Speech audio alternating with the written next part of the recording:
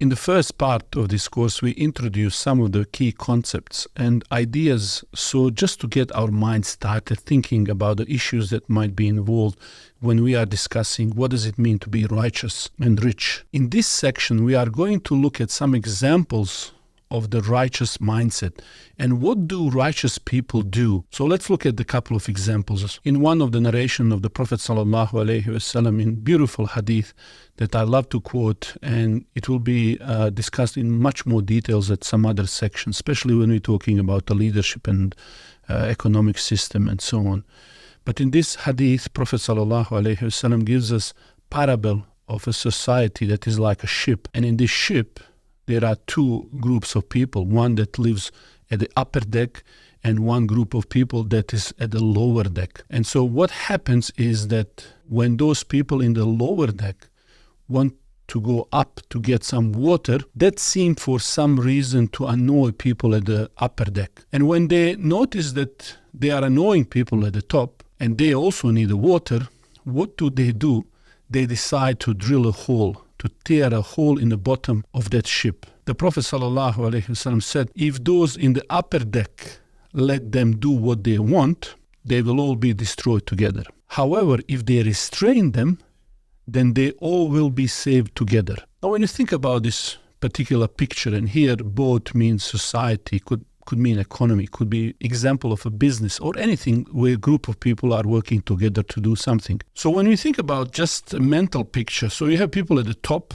who are not bad people, but they are lazy, they are not using resources in any way to benefit anyone but themselves. And here you have people at the lower deck who don't have food, don't have resources, and water could represent really anything that you really need. So when people don't have that, what they're going to do, they're going to drill that hole, or they will do something that which, if you don't prevent, what will happen in society is that everybody will be worse off. So the question really for us is, what would we do in that situation? Observing people around us, first noticing them that they don't have access to water, and then sharing that resource with them, or maybe even bringing them so that they can have fresh air, they are on the sun. What exactly is our water? What is your water? What is your business occupation? Some solution that represents water that might benefit others.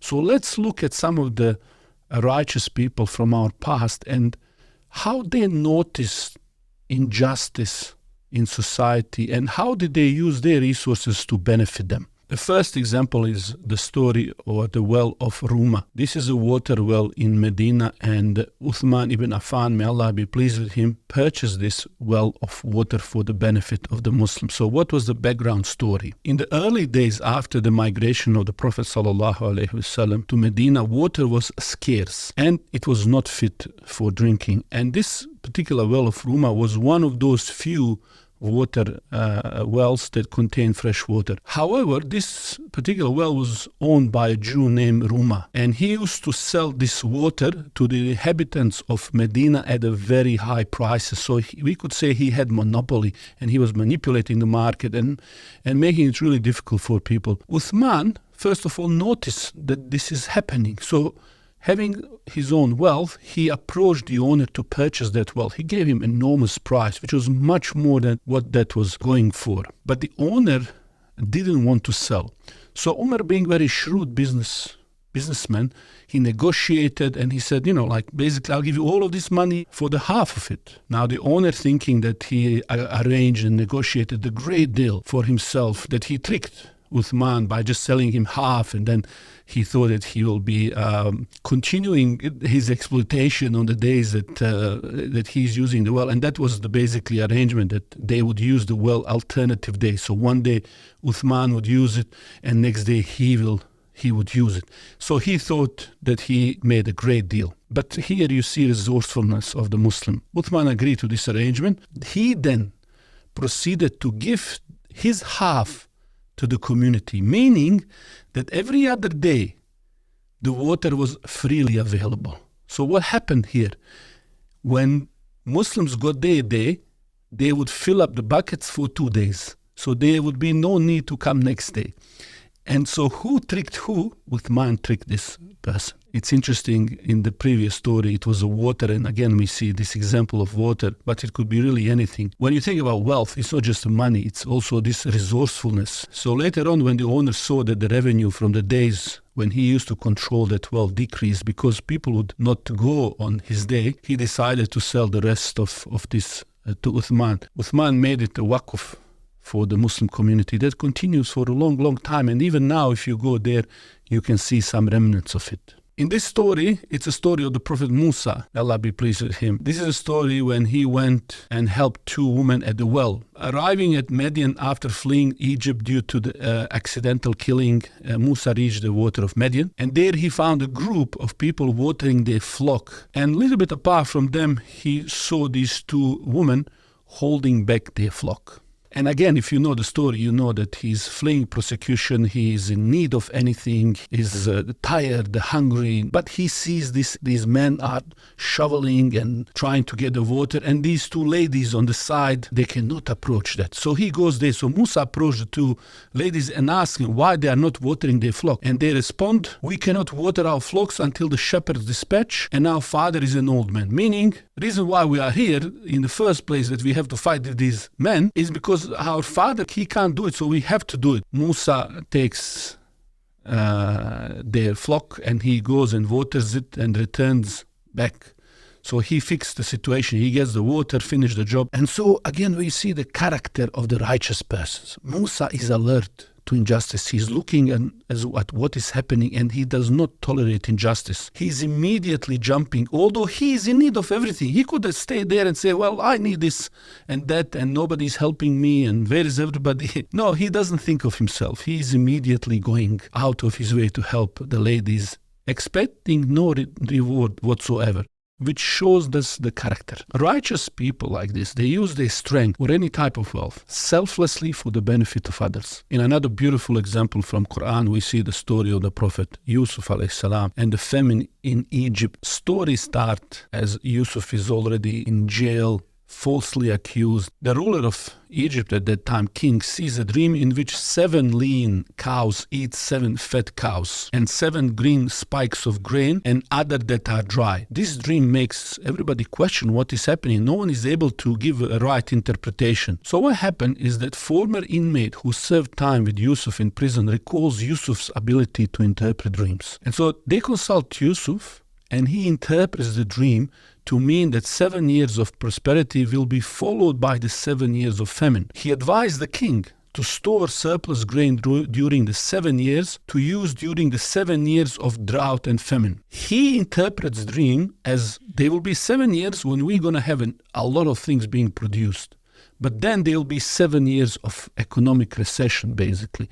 So what he does, he explains how to manage it, how to manage the surplus, how to manage the recession, and how to keep corn in its ear, in a packaging, so it stays in an eatable form. So after 7 years of prosperity, then 7 years of famine hits the region. And under Yusuf's wise management, storehouses are filled with grain.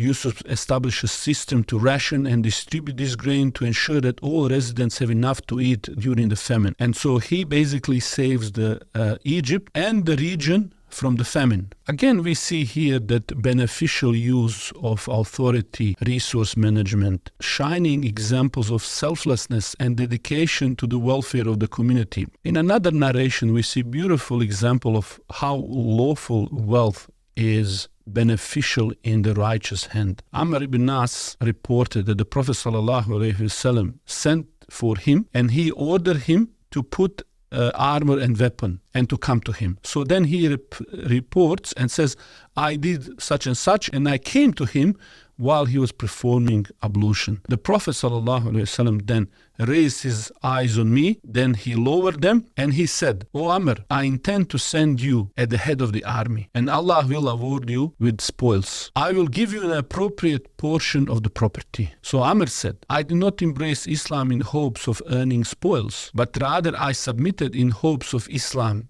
and to be with the messenger of Allah. The Prophet ﷺ said, O Amr, how excellent lawful wealth is in the hands of the righteous person. So we see here that wealth is praiseworthy if lawfully gained in halal way. And our attitude towards wealth is that wealth is in generally something that is praiseworthy. Hence the first part, how excellent lawful wealth is. And from that, it flows that in the righteous hand then, that is the blessing. And so righteous people align their wealth with their life's mission. They use the wealth to fulfill, for example, rights of Allah through zakat, sadaqah, and so on. They also benefit themselves through that wealth. They don't have to beg, they don't have to ask, they preserve their honor and dignity. They benefit their family, they benefit their community, as we have seen the other examples. But most importantly, righteous seek Allah's pleasure with their wealth. They fulfill rights of Allah and support and benefit themselves and their family and the community. So on the other hand, wicked and unrighteous who earn their wealth in haram way might end up using it in a way that is destructive for themselves and their community. We often see the products and services or even ideas or entertainment that promotes things opposite of what the righteous lifestyle should be. So what is the outcome of this greedy lifestyle? These people are never satisfied, especially those people who have this gluttonous, hungry, greedy heart. Their soul is never satisfied. And we see that in another hadith, the Prophet was asked for some money again and again and again. And then he said, the wealth is like a green and sweet fruit. And whoever takes it without greed, Allah will bless it for him. But whoever takes it with greed, Allah will not bless it for him.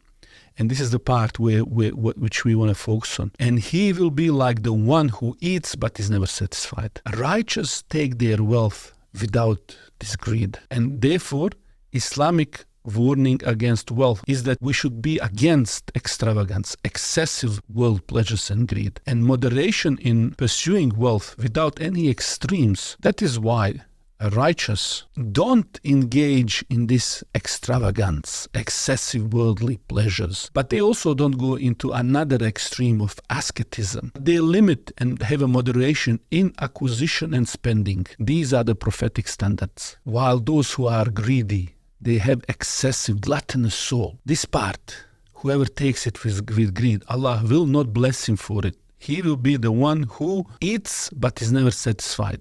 This makes them voracious, eager to devour everything and anything of wealth. But their heart is overcome by the fitna of wealth.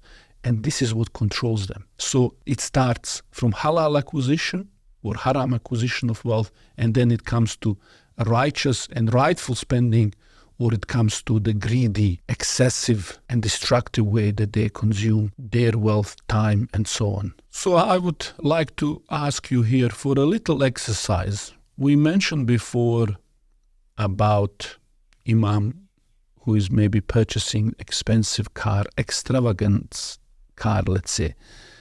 And we talked about other examples, and this is one of those things I want you just to think about.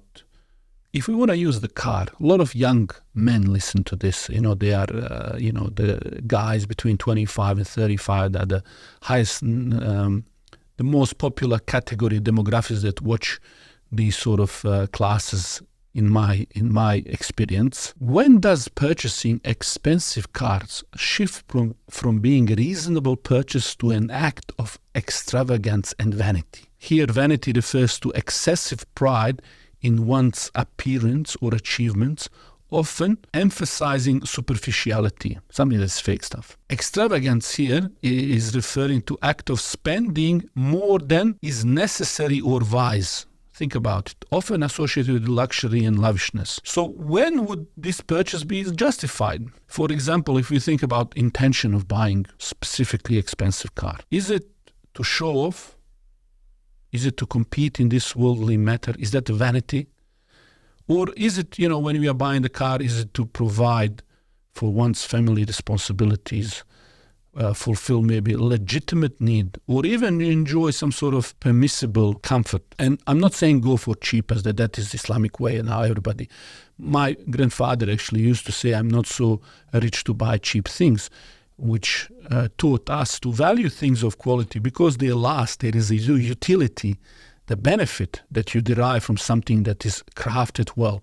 It lasts. The bicycle that you purchase that goes on and on and on versus bicycle that every day breaks, you end up spending more. How would you think of that in terms of when you are buying car? What sort of cars? Where are the community standards? How we are seen or perceived? Or what does benefit us? Where is that line and expectation and so on?